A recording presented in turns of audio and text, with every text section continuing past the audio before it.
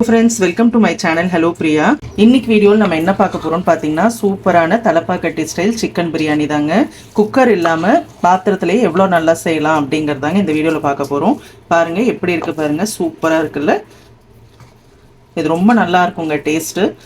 So கண்டிப்பாக try பண்ணுங்க. வாங்க எப்படி பண்ணுறதுன்னு பார்த்துடலாம். இப்போ பிரியாணி செய்கிறதுக்கு ஒரு கைப்பிடி புதினா,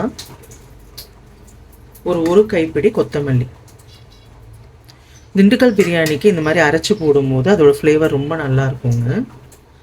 இதில் ஒரு 4 பச்சை மிளகாய். இது எல்லாத்தையும் கொஞ்சம் கோஸாக அரைச்சிக்கலாங்க. இது எல்லாத்தையும் கொஞ்சம் கோஸாக அரைச்சி எடுத்துகிட்டு வந்துடலாம். இப்போ பிரியாணிக்கு இது மாதிரி ஒரு பாத்திரம் வச்சுட்டு ஒரு குழிக்கரண்டி எண்ணெய் விட்டுக்கலாங்க. இது கூடவே ஒரு 1.5 ஸ்பூன் அளவுக்கு நெய் விட்டுக்கலாம். திண்டுக்கல் பிரியாணிக்கு நெய் கொஞ்சம் ஜாஸ்தி விட்டால் நல்லா வாசமாக இருக்குங்க. இப்போ எண்ணெய் சூடானதும் நான் கொஞ்சம் பட்டை, கிராம்பு, ஏலக்காய், பிரிஞ்சி எல்லாம் எடுத்து வச்சுருக்கேங்க. அதை ஆட் பண்ணிக்கலாம். இப்போ இது நல்லா பொரிஞ்சதும் 2 பெரிய வெங்காயத்தை நீல வாக்கில் கட் பண்ணி வச்சுருக்கோங்க. அதையும் ஆட் பண்ணிக்கலாம். வெங்காயம் வந்து ஒரு லைட் கோல்டன் ப்ரௌன் கலரில் வருவாங்க. அது வரைக்கும் நல்லா வதக்கிக்கலாம். இப்போ பாருங்கள், வெங்காயம் ஓரளவு பொரிய ஆரம்பிச்சிருச்சு. இப்போ இந்த ஸ்டேஜில் ஒரு 2 ஸ்பூன் இஞ்சி பூண்டு பேஸ்ட் ஆட் பண்ணிக்கலாங்க. பூண்டு பேஸ்ட் பச்சை வாடை போகிற வரைக்கும் நல்லா வதக்கிக்கலாம். இஞ்சி பூண்டு பேஸ்ட் வந்து நீங்கள் அரைக்கும் போது இஞ்சியும் பூண்டும் ஒரே அளவில் எடுத்தீங்கன்னா தாங்க இஞ்சி பூண்டு பேஸ்ட் ரொம்ப நல்லா இருக்கும். இப்போ பாருங்கள், இப்போ நல்லா வதங்கிடுச்சு. இப்போ நான் ஒரு 3 தக்காளி கட் பண்ணி வச்சுருக்கேன். அதை ஆட் பண்ணிக்கலாம்.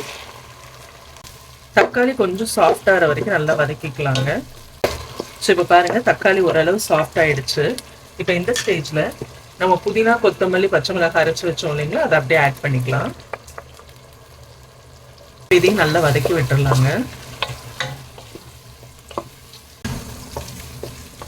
இப்போ பாருங்கள், ஓரளவு வதங்கிடுச்சு. ஸ்டவ்வை சிம்மில் போட்டுட்டு நம்ம தேவையான மசாலா ஐட்டங்கள் எல்லாத்தையும் ஆட் பண்ணிடலாங்க. இன்றைக்கி நான் வந்து பிரியாணி மசாலா ஆட் பண்ண போகிறது இல்லைங்க. உங்களுக்கு விருப்பப்பட்டால் நீங்கள் பிரியாணி மசாலா ஆட் பண்ணிக்கலாம். இன்றைக்கி நான் எல்லாமே தனித்தனியாக தாங்க போட போகிறேன். இப்போ நான் வந்து 1 ஸ்பூன் தனி மிளகாய் தூள் ஆட் பண்ணுறேங்க. எந்த ஸ்பூனில் மிளகாய் தூள் எடுத்தோமோ அதே ஸ்பூனில் 1 ஸ்பூன் தனியாத்தூள் போட்டுக்கோங்க.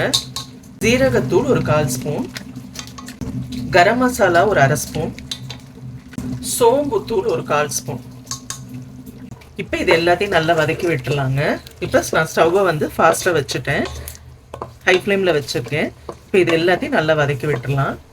நான் போட்டிருக்கிற எல்லா இன்க்ரீடியன்ஸும் தாங்க நம்ம பிரியாணி மசாலாவுக்கு போட்டு அரைப்போம்.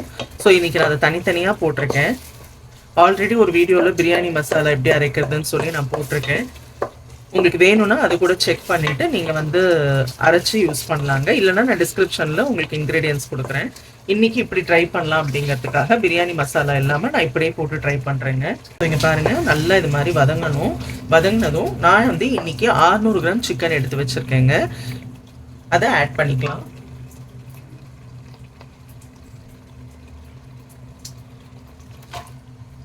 இப்போ சிக்கனையும் நல்லா பிரட்டி விட்டுருங்க.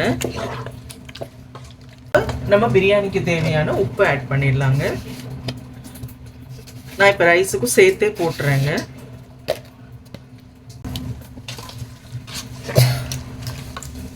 இப்போ இதையும் நல்லா கிளறி விட்டுட்டு ஒரு மூடி போட்டு ஒரு 5 நிமிஷம் நம்ம குக் பண்ணிட்டு அதுக்கப்புறம் நம்ம ரைஸ் ஆட் பண்ணிக்கலாங்க.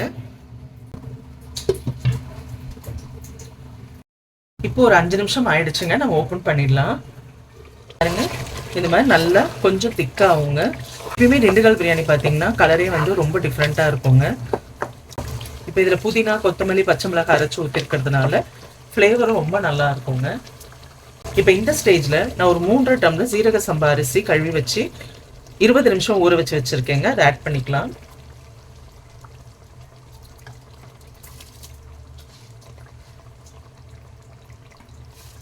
இது மாதிரி பேனில் வச்சு செய்கிறதுனால 1 டம்ளர் அரிசிக்கு 2 டம்ளர் வீதம் தண்ணி ஊற்றணுங்க. குக்கரில் வச்சு செய்யறதா இருந்தால் 1.5 டம்ளர் ஊற்றிக்கோங்க. இப்போ ஆல்ரெடி வந்து எனக்கு அரிசி ஊற வச்சதுலேருந்து ஒரு டம்ளர் தண்ணி இருந்ததுங்க. அது இல்லாமல் சிக்கன்லேருந்து தண்ணி விட்டதே ஒரு டம்ளர் இருந்ததுங்க. ஸோ அதை நான் பேலன்ஸ் பண்ணி நான் தண்ணி ஊற்றிக்கிறேன். இப்போ நான் அந்த தண்ணியை பேலன்ஸ் பண்ணி எக்ஸ்ட்ரா தண்ணி ஊற்றிக்கிட்டேங்க. இப்போ நம்ம ஒரு அரை லெமன் புழிஞ்சு விட்டுடலாங்க. இப்போ உப்பு செக் பண்ணிக்கலாங்க. எனக்கு வந்து இப்போ உப்பு கரெக்டாக இருக்குங்க. நீங்கள் லாஸ்ட்டாக உப்பு செக் பண்ணிவிட்டு பத்தலைன்னா ஆட் பண்ணிக்கோங்க. இப்போ இந்த ஸ்டேஜில் நம்ம மூடி போட்டு அந்த அரிசி எல்லாம் வெந்து மேலே வர வரைக்கும் மீடியம் ஃப்ளேமில் வச்சு குக் பண்ணுங்க. இப்போ ஒரு 10 மினிட்ஸ் ஆயிடுச்சுங்க. நம்ம ஓப்பன் பண்ணிக்கலாம்.